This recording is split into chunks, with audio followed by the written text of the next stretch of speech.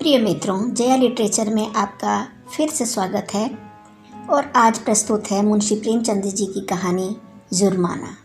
तो चलिए सुनिए कहानी जुर्माना। ऐसा शायद ही कोई महीना जाता है कि अल्लाह रखी के वेतन से कुछ जुर्माना न कट जाता। कभी कभी तो उसे 6 रुपये के 6 रुपये ही मिलते, लेकिन वह सब कुछ सह कर भी सफाई के दरोगा मोहम्मद खैरात अली खां के चंगुल में कभी न आती।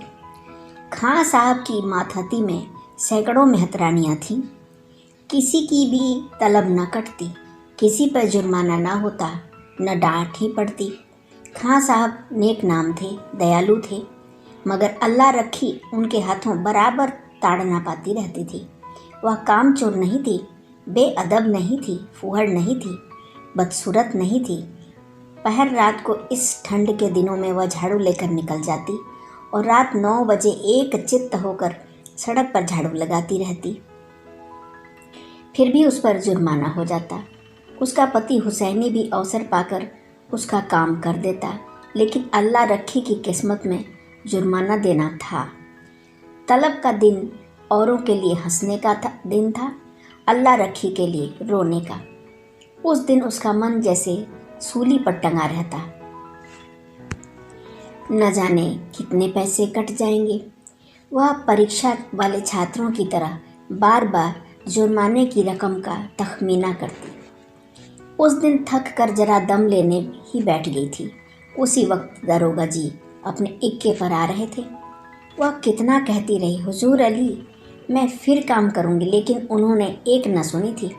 अपने किताब में उसका नाम नोट कर लिया था। उसके कई दिन बाद फिर ऐसा ही हुआ।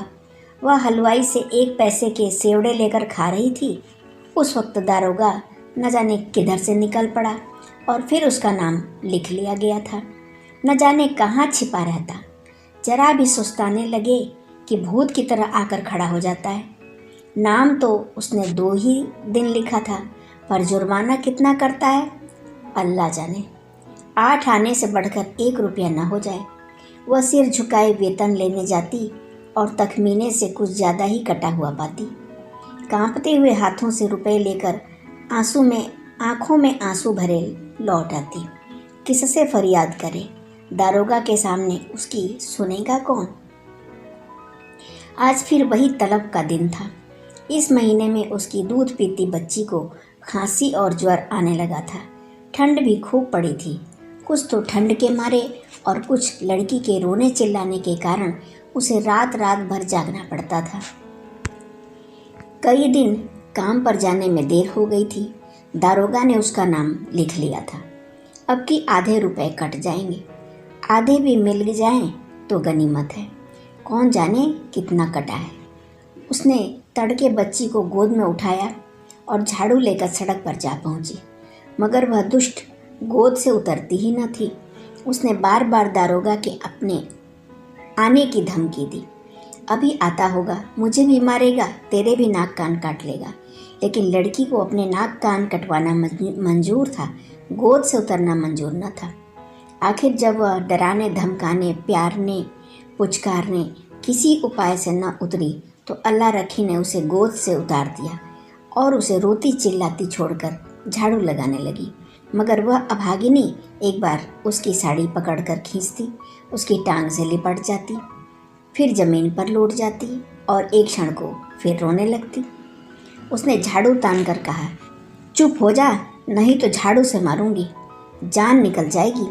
अभी दारोगा दाढ़ीजार आता होगा। पूरी धमकी मुंह से निकल भी ना पाई थी कि दरोगा खैरा अली खां सामने आकर साइकिल से उतर पड़ा।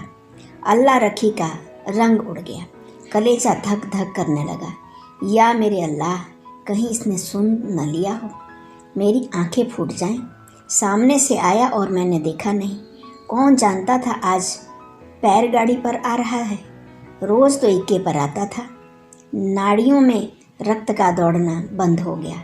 झाड़ू हाथ में लिए निस्तब्ध खड़ी रह गई। दारोगा ने डांट कर कहा, काम करने चलती है तो एक पुछिल्ला साथ ले लेती है, इसे घर पर क्यों नहीं छोड़ आई? अल्लाह रखी ने कातर स्वर में कहा, इसका जी अच्छा नहीं है हुजूर, घर पर किसके पास छोड़ आती। क्या हुआ है इसको?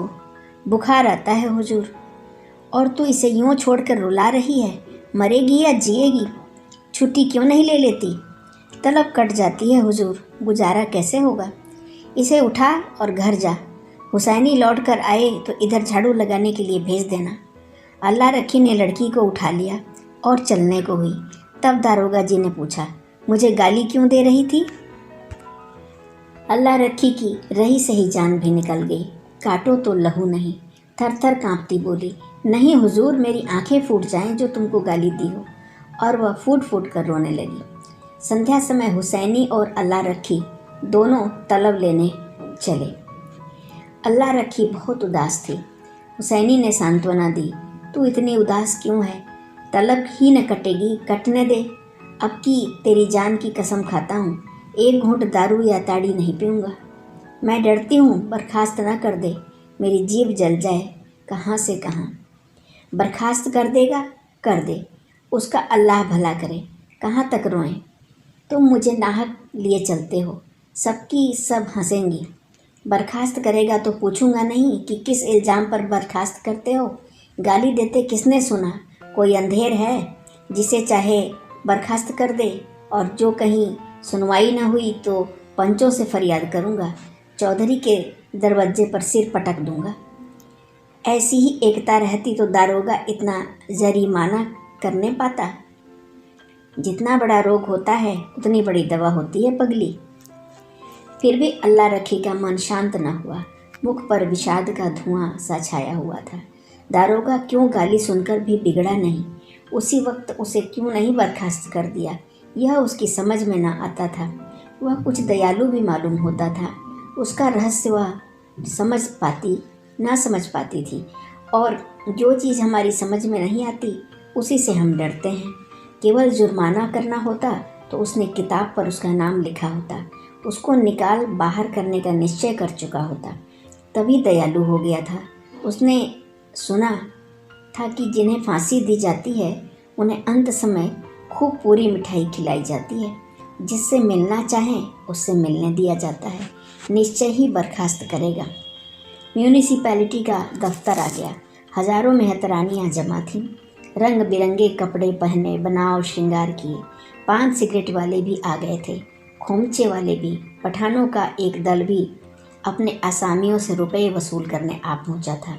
ये दोनों भी जाकर खड़े हो गए। वेतन बंटने लगा। पहले मेहतरानियों का नंबर था। जिसका नाम पुकारा जाता वह लपक कर जाती और रुपए लेकर दारोगा जी को मुफ्त की दुआएं देती हुई चली जाती। चंपा के बाद अल्लाह रखी का नाम बराबर पुकारा जाता था। आज अल्लाह रखी का नाम उड़ गया। चंपा के बाद जद्दरन का नाम पुकारा गया, जो अल्लाह रखी के नीचे था। अल्लाह रखी ने हताश आंखों से हुसैनी को देखा। मेहतरानियाँ उसे देख देख कर कानाफूसी करने लगीं। उसके जी में आया घर चली जाए। यह उपहास नहीं सहा जाता। जमीन फट नहीं जाती कि उसमें समा जाए। एक के बाद दूसरा नाम आता गया और अल्लाह रखी सामने के वृक्षों की ओर देखती रही। उसे अब इसकी परवाह न थी कि किसका नाम आता है, कौन जाता है, कौन उसकी ओर ताकता है, कौन उस पर हंसता है। सहसा अपना नाम सुनकर वह चौंक पड़ी, धीरे से उठी और नवेली बहू की भांति पग उठाती हुई चली। खजांची ने पूरे 6 रुपए उसके हाथ पर रख दिए। उसे आश्चर्य हुआ। खजांची ने भूल तो नहीं की। इन 3 वर्षों में पूरा वेतन तो कभी मिला नहीं, और अब की तो आधा भी मिले तो बहुत है। वह 1 सेकंड वहीं खड़ी रही कि शायद खजांची उससे रुपया वापस मांगे। जब खजांची ने पूछा, अब क्यों खड़ी हो, जाती क्यों नहीं, तब वह धीरे से बोली, यह तो पूरे रुपए हैं। खजांची ने चकित होकर उसकी ओर देखा। तो और क्या चाहती है, कम मिलें? कुछ जरिमाना नहीं है? नहीं, अब की कुछ जरिमाना नहीं है। अल्लाह रखी चली और उसका मन प्रसन्न था। वह पछता रही थी कि दारोगा जी को गाली क्यों दी। बहुत बहुत धन्यवाद। अभी आप सुन रहे थे कहानी जुर्माना।